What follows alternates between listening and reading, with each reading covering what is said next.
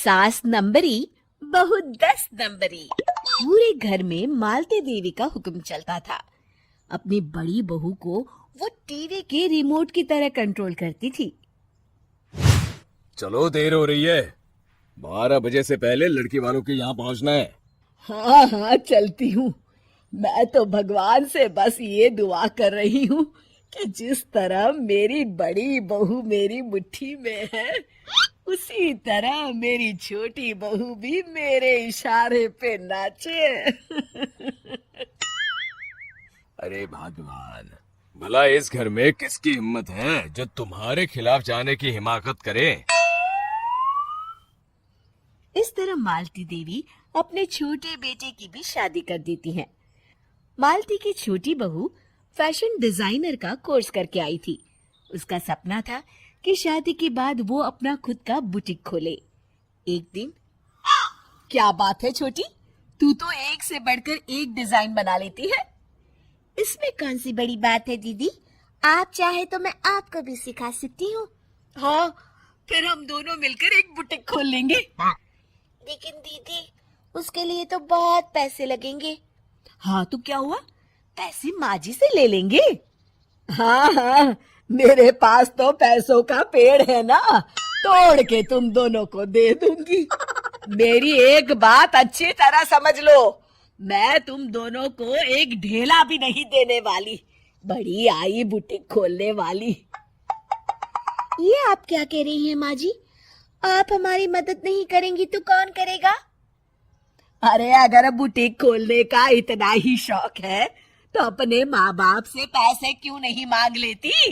मेरे पैसों पर क्यों आंख गड़ाए बैठी हो तुम दोनों?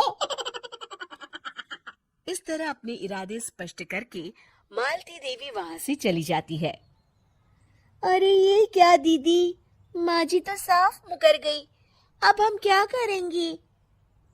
तू चिंता मत कर, बुटीक तो खुल के ही रहेगा।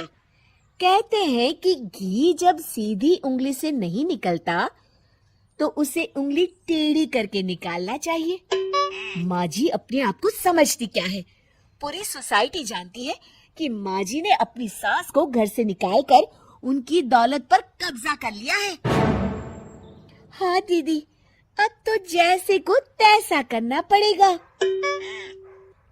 फिर दोनों बहुएं मिलकर एक साजिश रचती हैं।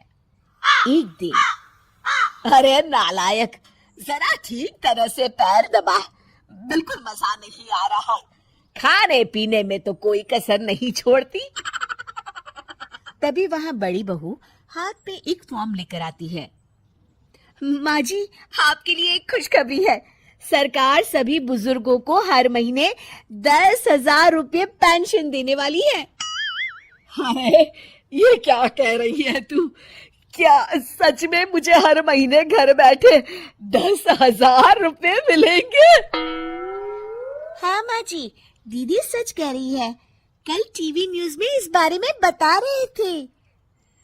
बस आप ये फॉर्म पढ़ के इसे भर दीजिए और अपने दस्तखत कर दीजिए।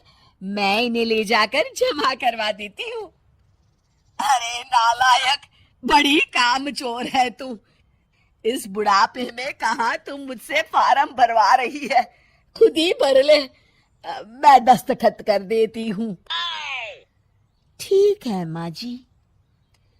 फिर बड़ी बहू बड़ी चालाकी से फॉर्म के पन्नों के बीच प्रॉपर्टी के पेपर छिपा कर रख देती है और उन पर मालती देवी के दस्तखत करवा लेती है। कुछ दिनों के बाद मालती देवी अपने पति के साथ 2 दिनों के लिए अपने एक रिश्तेदार के यहाँ जाती है। दूसरी तरफ दोनों बहुएं पूरे घर पर अपना कब्जा कर लेती हैं। मालती देवी जब अपने रिश्तेदार के यहाँ से लौटती है तब अपने कमरे में ताला लगा देख आग बबूला हो जाती है। अरे नालायकों, मेरे कमरे में इतना बड़ा ताला किसने लगाया है?